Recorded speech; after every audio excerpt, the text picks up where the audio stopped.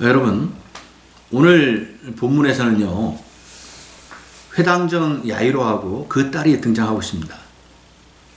그런데 지난주 말씀에서는요, 야이로 회당장의 이야기로 시작을 했다가 중간에 12년 동안 혈류병을 앓는 한 여인의 이야기가 삽입되어 있었어요. 그래서 예수님께서는 그 여인의 믿음을 보시고 그 여인의 병을 즉각적으로 치유하시는 놀라운 성령의 역사하심을 보여주신 겁니다. 그런데 한 이야기가 시작됐는데 이렇게 다른 이야기가 끼어 들어오는 것을 제가 뭐라고 말씀드렸냐면 샌드위치식 구조다 라고 말씀을 드리면서 마가는 이런 문맥적 구조를 자주 사용했다고 말씀드렸습니다. 그래서 오늘 보시면 다시 이제 야이로 회당장 이야기가 등장하고 있는 겁니다. 그래서 지난주 말씀 나눴던 걸 잠깐 더 설명을 드리면요. 이 혈류병 걸린 여인은요, 12년 동안 정말 절망 속에서 힘들게 살아온 거예요. 그런데 어느 날 예수 그리스도에 대해서 이야기를 듣고 자신의 병도 예수님한테 가면 나을 수 있겠다라는 한 가닥 희망을 가지게 된 겁니다. 그래서 예수님을 만나러 나아간 건데 그녀의 믿음은 어떤 믿음이었느냐? 예수님의 옷자락만을 만져도 자신의 병이 나을 수 있다는 그러한 어떠한 절실한 확고한 믿음을 가지고 나아간 거예요. 근데 예수님은 그녀의 마음을 보셨어요. 그 믿음을 보셨다고요. 그래서 예수님께서는 그 자리에서 그 여인의 병이 떠나가게 하고 치료되게 하는 놀라운 구원의 역사를 보여주신 겁니다. 즉 성령의 권능 안에서 예수님께서는 그 여인을 치료하신 거예요.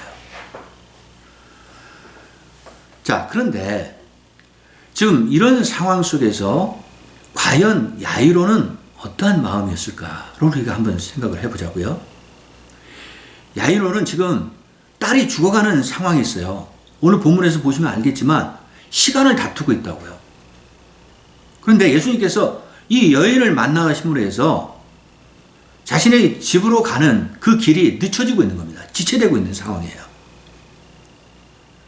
자, 그래서 저는 오늘 본문의 제목을 어떻게 정했냐면 야이로야 변함없는 믿음을 가져라 라고 지금 정했는데 우리가 여기서 먼저 살펴보자 하는 것은 야이로가 예수님 앞에 보여준 믿음은 과연 어떤 믿음이었는지를 한번 살펴보자는 겁니다. 그리고 또 나아가서는 예수님께서는 이 야이로의 믿음을 통해서 과연 우리 그리스도인들에게 무엇이 올바른 믿음인지 그거에 대해서 어떻게 말씀하시는지를 우리가 함께 생각해 보자는 것을 말씀드리고 싶습니다. 자, 그럼 지난주 우리가 서론 부분에서 나눴던 이야기인데 야이로의 믿음이 그때 어떤 믿음이었는지를 알아보도록 하겠습니다. 여러분, 야이로는요, 그 당시에 유대 사회에서는 상당히 그러니까 존경받는 인물이었고 그리고 높은 지위에 있는 사람이었어요. 근데 그에게 지금 절망적인 상황이 닥친 겁니다. 그것은 사랑하는 어린 딸이에요. 지금 죽음을 맞이하는 그런 순간에 처했던 거예요. 그래서 야이로는 어떻게든지 자신의 딸을 살리고 싶은 그런 어떤 마음에 있어서 예수님을 찾아온 겁니다. 그러니까 지금 그 딸의 병이 뭔지도 성경에서는 이야기하고 있잖아요. 근데 우리가 확실한 거는 지금 다급하고 위급한 그런 상황이라는 건 우리가 알 수가 있어요. 그래서 예수님을 찾아와서 예수님께 어떻게 했습니까? 예수님의 발 아래 엎드리면서 예수님, 지금 제 딸이 위험합니다.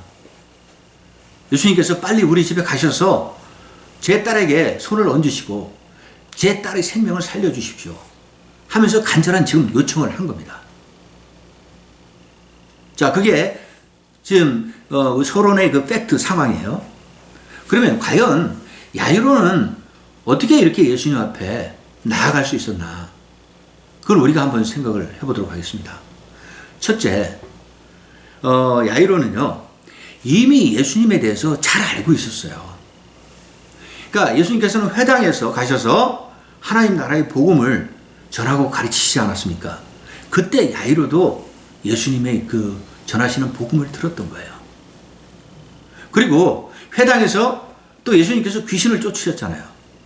그리고 또 중풍병자를 낫게 하시고 또 오른손 마른 자를 낫게 하시는 등 이러한 모든 상황들을 야이로는요, 자신이 직접 보거나 또 소문을 들어서 알고 있는 상황이었다는 겁니다. 그래서 야이로가 이렇게 예수님 앞에 나아갈 수 있었던 것은 오직 예수 그리스도만이 자신의 딸을 살릴 수 있다라는 믿음으로 나아간 겁니다. 그 다음에 두 번째, 야이로는 지금 어떻게 또 이런 마음을 가지게 됐냐면요, 지금 딸이 죽어가는 상황에서 자기가 지금까지 누려왔던 세상의 여러 가지 부와 명예와 지위와 그런 것은 아무런 쓸모가 없다는 걸 깨달은 겁니다. 여러분, 이 세상에 모든 걸 다 가졌다 하더라도 죽음 앞에서는요, 우리 다 두렵고 공포스러운 거예요. 그렇지 않습니까? 그 야이로는요, 이제 자기가 이제서 깨달은 게 뭐냐면, 자, 이 세상의 모든 것들, 자신의 죽음이나 가족의 죽음 앞에서는 아무것도 아니라는 겁니다. 그래서 예수님 앞에 나아가면서 자기는 낮아지고 낮아지는 겸손한 모습으로 나아간 거예요. 자신이 너무나 나약하다는 것을 깨달은 거예요.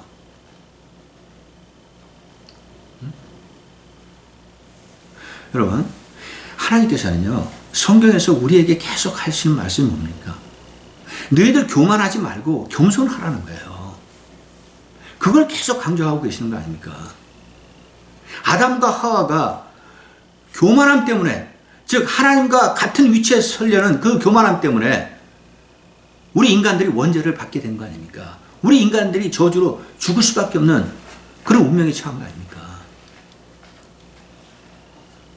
그리고 이스라엘 백성들이 출애굽해서 광야를 40년 동안 그 고난과 시험 속에서 훈련당했던 건 하나님께서 그들이 교만했기 때문에, 하나님 말씀에 불순종하고 또 우상을 섬기고 하나님을 원망하고 그러한 이스라엘 백성을 보시고 그들을 낮추기 위해서, 그들을 겸손하기 위해서 그들에게 혹독한 광야에서의 훈련을 시키신 거 아닙니까? 3일이면 5일이면 갈 수 있는 길을 40년 동안 돌아서 가게끔 하신 거 아니에요.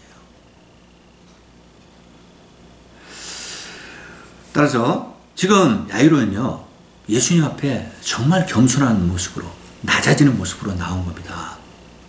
그런데요, 우리가 여기서 한 가지 생각해 봐야 될 건 뭐냐, 이러한 야이로의 행동을 유대인들은요, 비판할 수도 있고 또 예수 그리스도를 대적하는 세대들이 있었잖아요. 그들은 이런 야이로의 행동을 보고 야이로를 해당장에서 쫓아낼 수도 있고 배척할 수도 있고 척결할 수 있는 그런 상황이라고도 생각해 볼 수 있는 겁니다.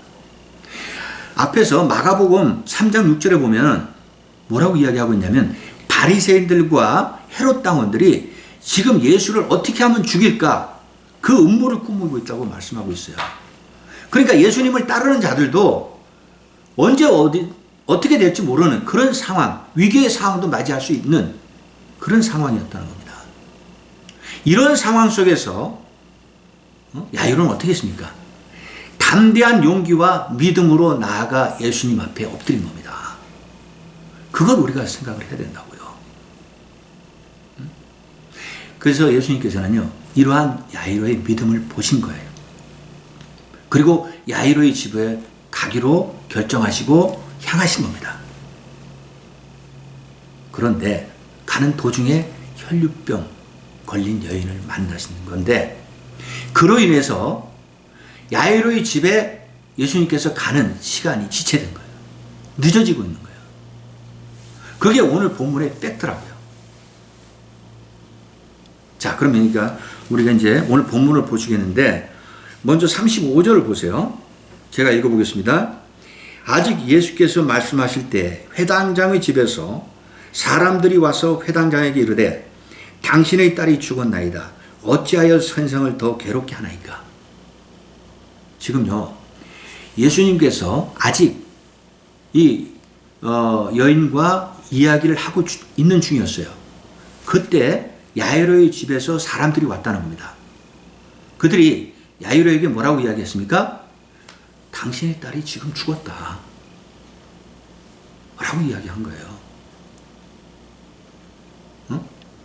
그러니까 지금 지금 상황은요, 모든 것이 끝나버린 겁니다. 자신의 딸을 살리기 위해서 지금 어떻게든지 예수님을 모셔가서 손을 얹게 해야 되는데 그걸 못한 거예요. 그런 상황에서 또 그들이 뭐라고 그러냐면, 이제는 저 선생님을 더 이상 괴롭게 하지 마세요 라고 이야기해요. 이건 무슨 말입니까? 이제 딸이 죽었으니까 더 이상 예수님을 괴롭히지 말고 집에 안 가셔도 됩니다 라고 이야기를 하고 있는 겁니다. 이때 야이로의 심정은 또 어땠을까요? 야이로는 정말 좌절하고 낙심하고 절망적인 어떤 그런 마음을 느꼈을 겁니다. 이제는 모든 것이 어떻게 하려도 할 수 없는 그런 상황이 돼버린 거예요. 방금 전까지도 딸이 살아있었는데 지금 제 딸이 죽어버렸기 때문에 어떻게 할 수 있는 것이 아무것도 없는 그런 절망적인 상황을 맞이한 겁니다. 그때 야이로의 마음은 예수님에 대해서 어떻게 생각을 했을까요? 예수님이 원망스러웠을 거예요. 그리고 예수님이 실망스러웠을 거예요. 어떻게 보면 예수님이 가셔야 되는데 못 가시고 지금 자신의 딸이 죽은 거 아닙니까? 근데 바로 그때 또 예수님은 야이로의 그 마음을 보셨습니다. 이어서 36절에 보세요. 예수께서 그 하는 말을 곁에서 들으시고 회당장에게 이르시되 두려워하지 말고 믿기만 하라. 자, 이 말씀은요, 영적으로 굉장히 중요한 메시지를 담고 있습니다. 지금 예수님은 야이로가 두려워하기 시작했다라는 것을 지금 보신 거예요. 죽음 앞에서 야이로가 두려워하니까 예수님께서 지금 뭐라고 그러셨습니까? 두려워하지 말고 믿기만 하여라. 근데 여러분, 이 절망과 두려움, 이건 누가 가져다 주는 겁니까? 그건 사탄과 마귀들이 갖다 주는 거예요. 지금 사탄과 마귀는 어떻게 했었는지 예수님과 그 야이로와의 그 믿음의 관계를 깨어버리고, 야이로에게 지금 두려움을 가져다 준 겁니다. 예수님은 그걸 아셨어요. 그래서 야이로에게 너는 나를 믿기만 하라고 말씀하신 그 뜻은 뭐냐? 내가 너와 함께하고 있다. 그러니까 너는 너를 바라보지 말고 나를 바라봐라. 네가 변함없이 그 믿음을 지키면서 나를 바라보면 내가 네 딸을 구원하겠다. 네 딸을 살려주겠다. 라고 지금 말씀하시는 겁니다. 그걸 우리가 깨달아야 된다고요. 지금 야이로는요, 믿음이 지금 변했어요. 그리고 두려움이 생겨나기 시작한 겁니다. 여러분, 믿음의 반대는 뭐라고 그랬죠? 두려움이에요. 자, 두려워지는 그 마음을 예수님께서 보시고 너 변함없이 믿으라는 겁니다. 여러분, 이 말씀은요, 오늘날 우리에게도 적용이 돼요. 왜냐하면요, 우리의 모습이나 야이로의 모습이나 다르지 않다고요. 우리가 갑작스럽게 어떤 고난과 환난이 닥쳤을 때 우리도 야이로와 똑같을 겁니다. 우리의 믿음이 사라질 거예요. 그리고 두려움이 찾아올 거라는 겁니다. 지금 예수님은 그거를 야이로의 마음을 보시고 이 말씀을 하신 거예요. 여러분, 우리도 한번 생각해 보세요. 갑작스럽게 어떤 큰 환난이 닥쳤을 때 예수님을 먼저 바라보고 예수님을 믿고 두려움을 없애고 나아가야 되는데 우리는 우리 자신을 본다고요. 내가 무엇인가를 하려고. 내가 생각하고 내가 생각하는 의지대로 판단하고 결정하고 나아가는 게 우리의 모습이라고요. 그렇지만 예수님께서는 항상 우리에게 말씀하시는 게 뭐냐? 나를 믿고 나를 보고 오라는 겁니다. 그러니까 두려워하지 말고 나를 믿으라고 말씀하시잖아요. 근데 우리가 그게 잘 안 된다고요. 그러니까 오늘 이 말씀의 병행 구절이 누가복음 8장 50절의 말씀인데요. 거기에는 뭐라고 기록하고 있냐면 오늘 마가복음에서 없는 한 구절이 더 들어가 있어요. 너는 두려워하지 말고 믿기만 하여라. 그리하면 내 딸이 구원을 얻으리라. 이 말씀이 더 추가적으로 들어가 있다고요. 그러니까 예수님께서 지금 야이로에게 궁극적으로 하시고자 하는 말씀이 네가 변함없이 나를 믿으면 내가 네 딸을 살려주겠다는 겁니다. 구원해내겠다는 겁니다. 근데 지금 야이로는 그 순간에 누구를 바라보냐? 자신을 바라본 거예요. 예수님을 바라봐야 되는데 예수님은 그거를 지금 권면하신 겁니다. 두려워하지 말고 믿기만 하여. 그 말씀은 네가 나를 바라보라는 겁니다. 여러분 히브리서 12장 2절에 보면요. 어떤 말씀이 기록되어 있냐면 12장 2절에 보면 제가 읽어볼게요. 믿음의 주여 또 온전하게 하시는 이인 예수를 바라보자. 그는 그 앞에 있는 기쁨을 위하여 십자가를 참으사 부끄러움을 개의치 아니하시더니 하나님 보좌 우편에 앉으셨느니라. 지금 여기서도 강조하고 있는 내용이 뭐냐면 우리 믿음의 주인은 내가 아니라 예수 그리스도라는 겁니다. 근데 우리는 믿음을 잘못 바라보고 있다고요. 방향을 잘못 찾고 있어요. 항상 보면 우리를 향하고 있다고요. 예수 그리스도를 바라봐야 되는데 예수 그리스도를 표적으로 해서 초점으로 해서 나아가면 예수 그리스도가 우리의 모든 것을 믿음 가운데 행하시는데 우리는 우리의 믿음으로 뭔가를 하겠다고 생각한다는 겁니다. 그게 잘못됐다는 거예요, 지금.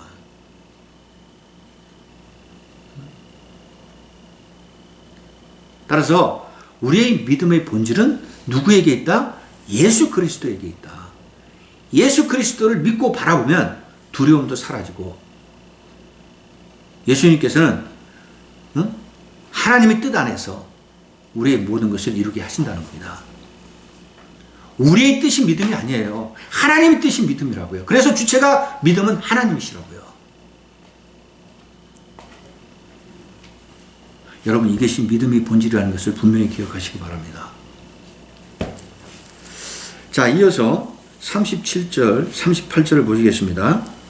베드로와 야고보와 야고보의 형제 요한 외에 아무도 따라옴을 허락하지 아니하시고 회당장의 집에 함께 가서 떠드는 것과 사람들이 울며 심히 통곡함을 보시고 지금 예수님께서는 이제 야이로 회당장의 집을 향해서 이제 출발을 또 하시는데 제자들 중에서 지금 3명만을 선택하셨어요. 누굽니까? 베드로, 야고보, 요한.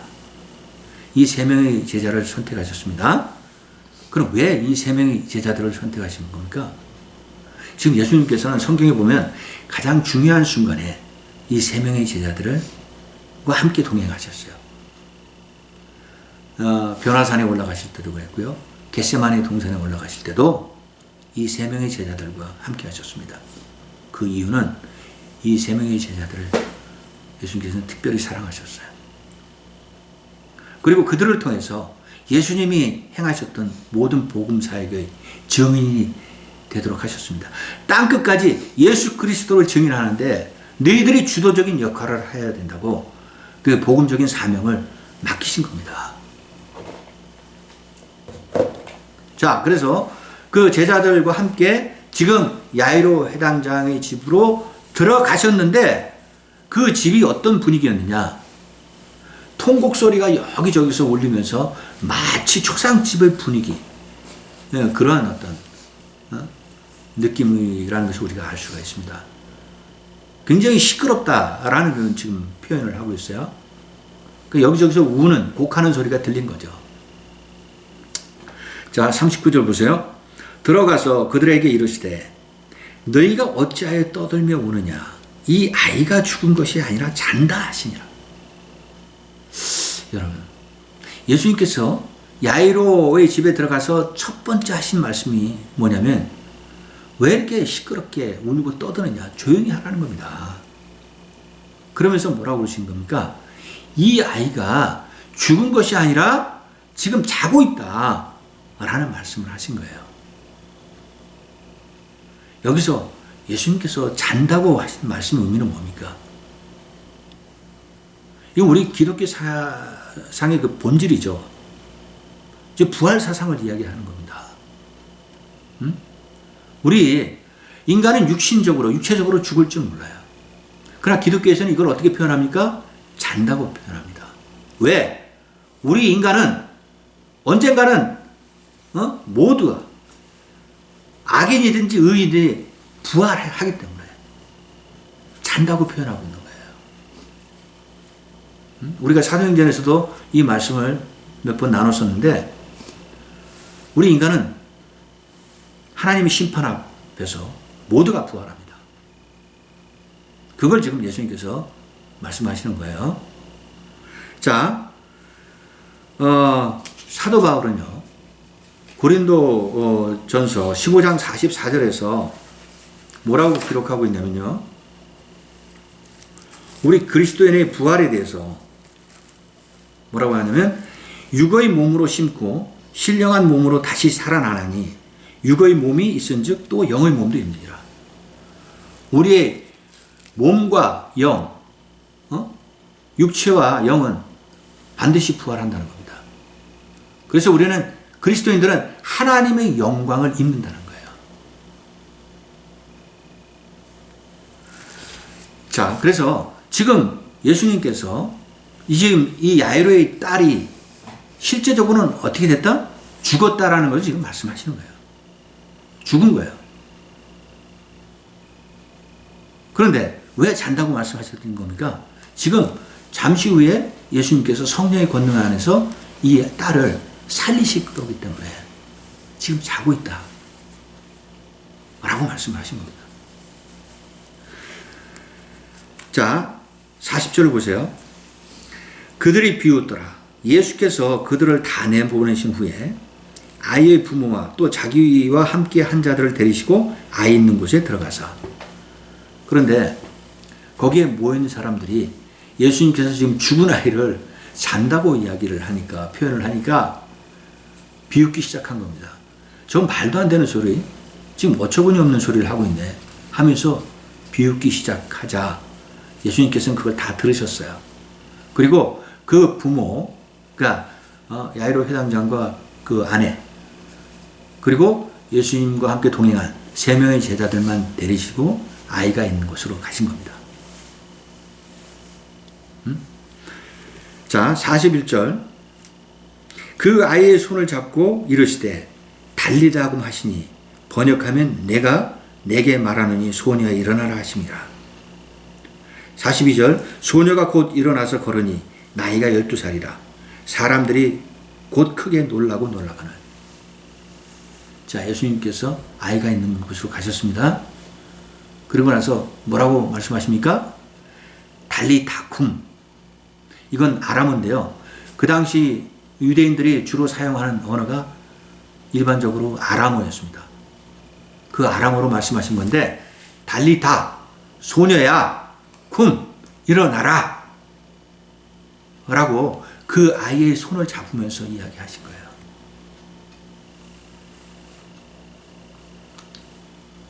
그랬더니 어떻게 됐습니까?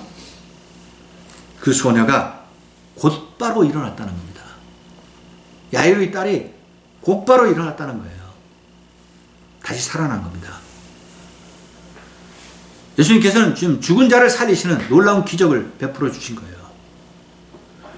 그것을 본 사람들이 어떻게 됐습니까? 놀라고 놀랐더라.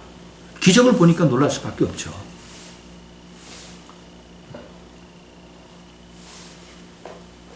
근데 여기서 우리가 한 가지 생각해야 될 게 뭐냐. 지금 예수님께서는 앞에서도요, 12년 된 혈류병에 걸린 여인을 치유하고 회복하게 하셨어요.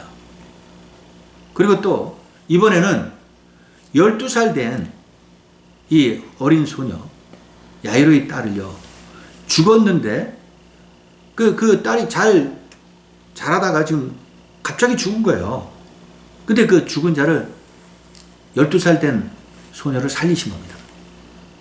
그럼 여러분, 여기서 10이라는 숫자가 왜 이렇게 그 여인과 이 딸과 동일하게 표현되고 있는지, 그거에 대해서 좀 이게 무엇을 뜻하나 이런 생각이 안 드세요?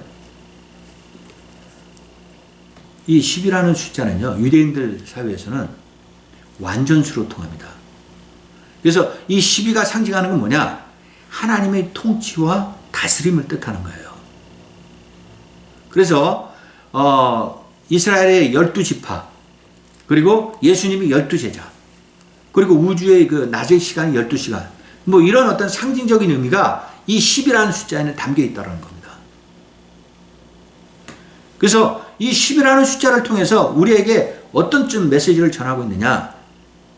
지금 예수님께서는 하나님의 완전한 통치, 다스림을 보여주고 계시다는 겁니다. 그래서 성령의 역사하심을 통해서 예수님께서 지금 하나님 나라를 이루고 나가신다는 것을 우리에게 보여주시는 거예요. 이 10이라는 숫자가 그것을 의미한다는 것을 다시 한번 강조를 드립니다. 자, 그리고 마지막 43절을 보시면 예수께서 이 일을 아무도 알지 못하게 하라고 그들을 많이 경계하시고 이에 소녀에게 먹을 것을 주라 하시니라. 지금 예수님께서는 앞에서도 몇 번 이야기가 나왔죠. 예수님께서 행하신 이 지금 죽은 자를 살리시는 이런 기적 같은 거 사람들에게 많이 알리지 말라는 겁니다.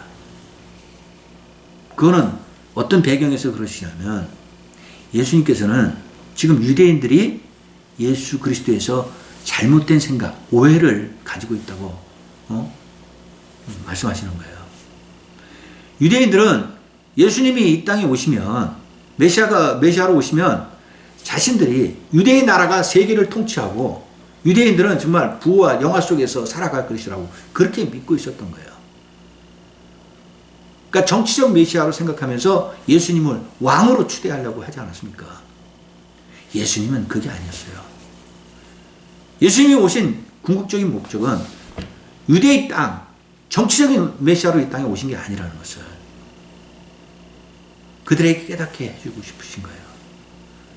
그 아직 그러한 때가 되지 않았다고 생각하신 거예요. 이 사람들한테 널리 알릴 만한 때가 되지 않았다.